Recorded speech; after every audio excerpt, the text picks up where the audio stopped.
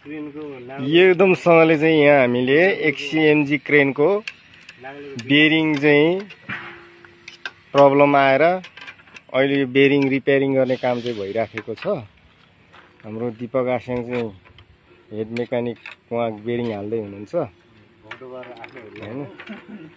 यो अब घुमाउँदै यसरी फिट गरिँदो रहेछ यसको XCMG क्रेनको चाहिँ बेरिङ नाग्लोको बिट मार्दै सर घुमाउँदै एउटा पालबाट चाहिँ बेरिङको गेडा छिराउँदै यो स्टाइलले चाहिँ हामीले बेरिङ फिट गरेको अवस्था छ हेर्नु। चुर चियाको है आस्याङ दीपक होला नि फेरि चारपट्टि घुमेर खिच्नु चारपट्टि उताबाट पनि